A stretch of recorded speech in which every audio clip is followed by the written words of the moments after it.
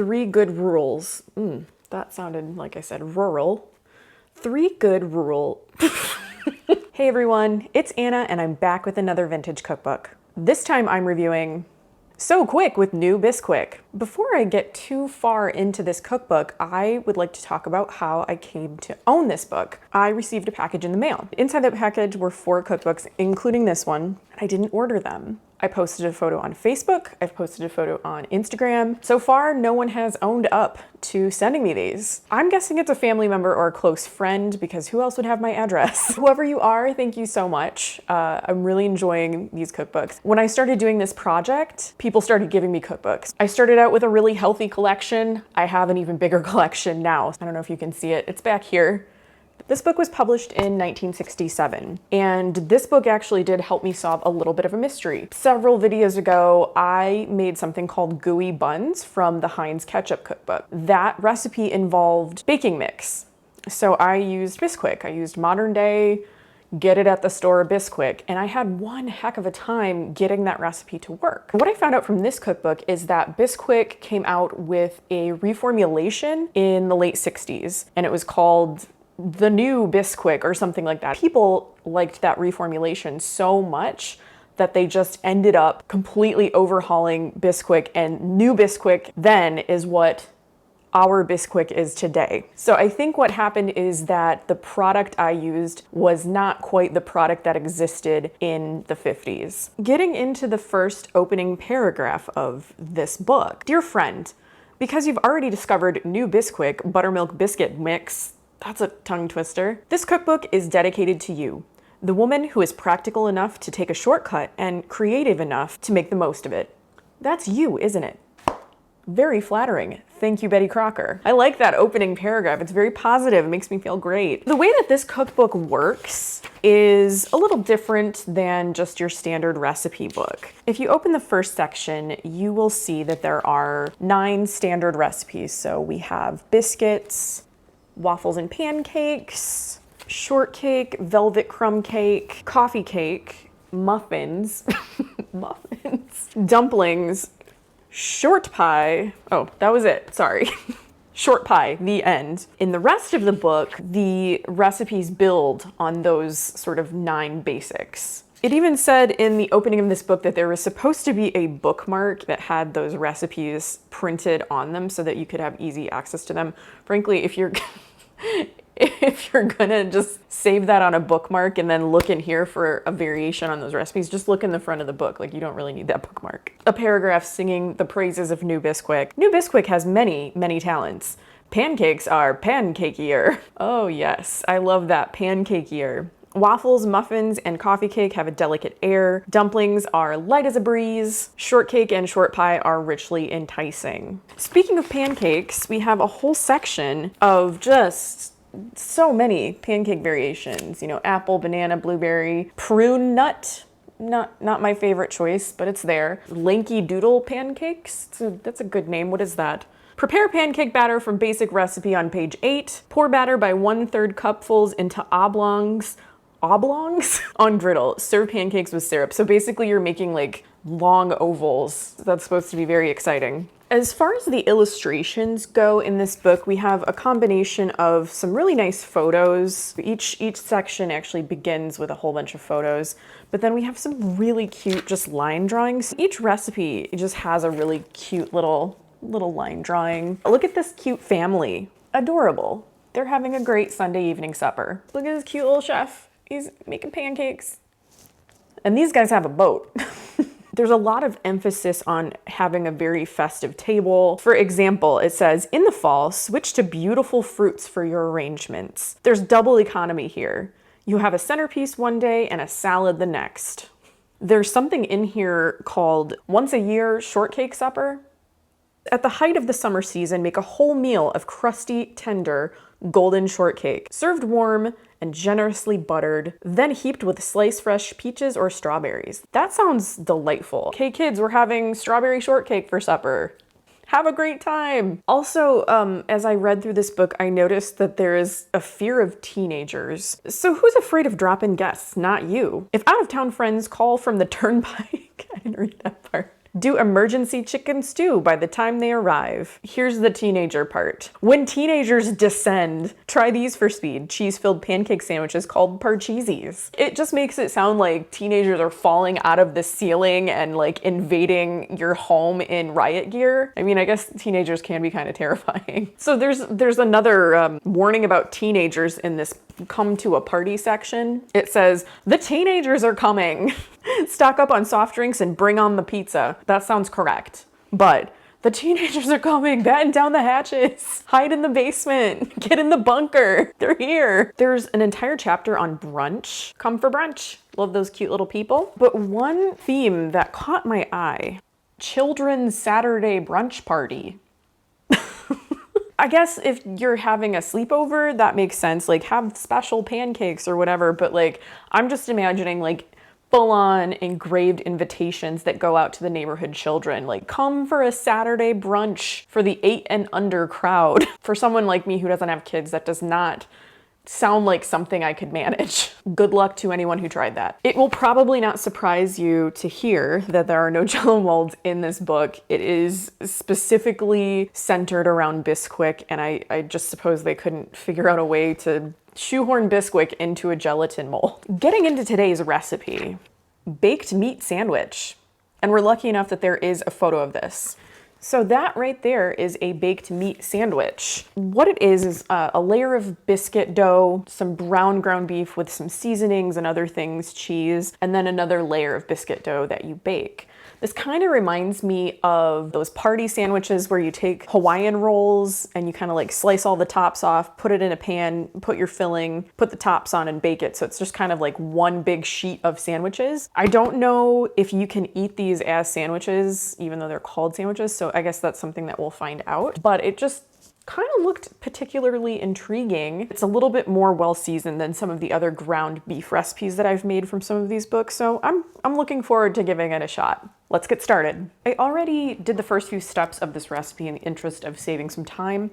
So I preheated the oven to 400 degrees. I greased an 8x8 by 2 inch pan and I browned my ground beef and onion together. So I have that here. Now we're starting with combining the browned meat with our cheeses. So we have half a cup of Swiss cheese and then half a cup of Parmesan cheese.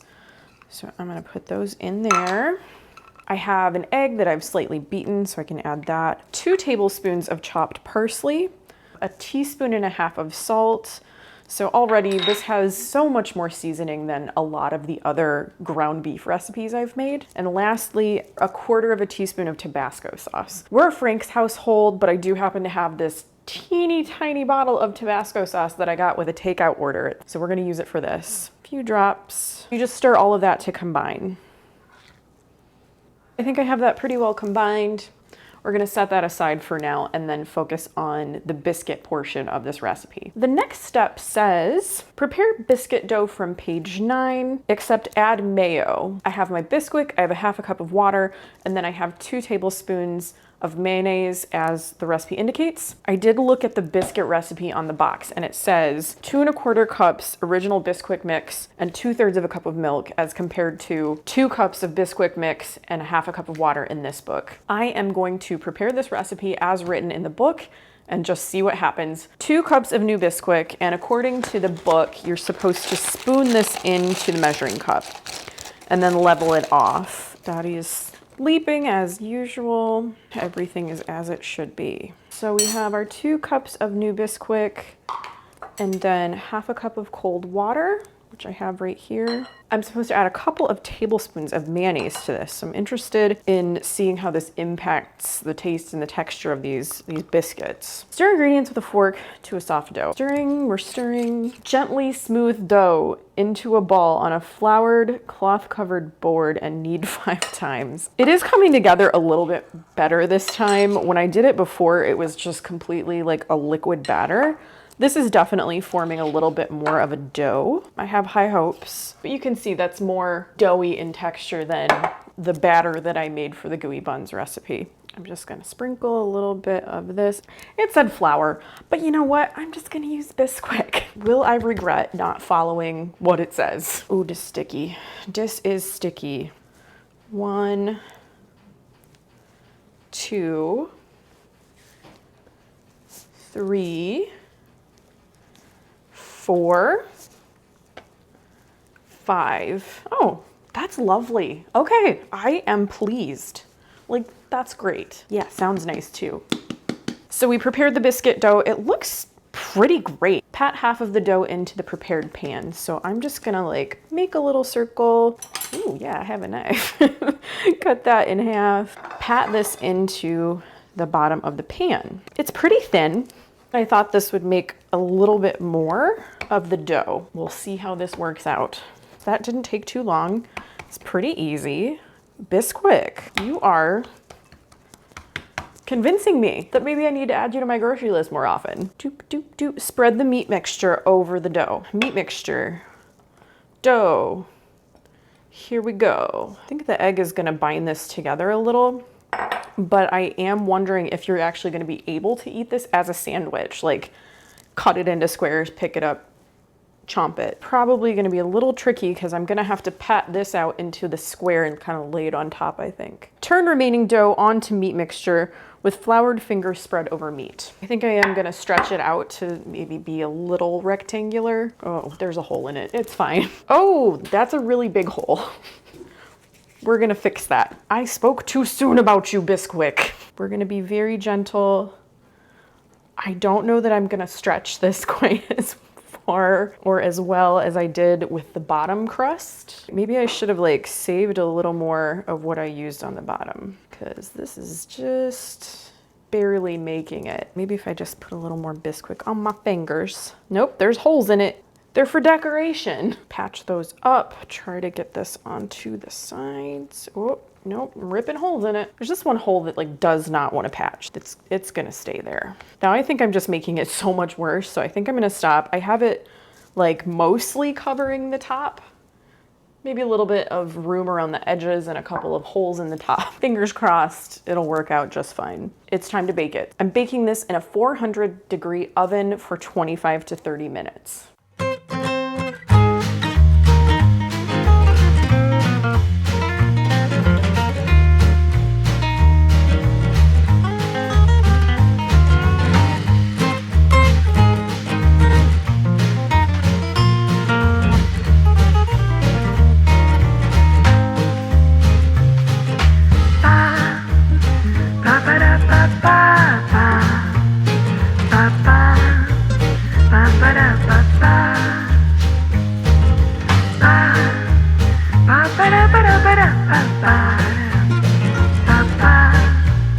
Here's what we ended up with.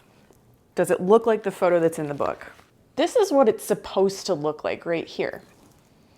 It appears that the biscuit crust and topper in the photograph from the book is much thicker than what I have here. The topper, I mean, at least, is very thin. Kind of take a better look at the crust. I mean, the crust is pretty thick, but I still don't know that it's as thick as what's in the book, which makes me wonder if I did something wrong, or the Bisquick we have now is not the Bisquick of 1967. At any rate, I'm going to cut into this and see how it tastes. It's cutting very easily. I don't think I'm going to be able to pick this up like a sandwich. It does show it served on a plate in the book.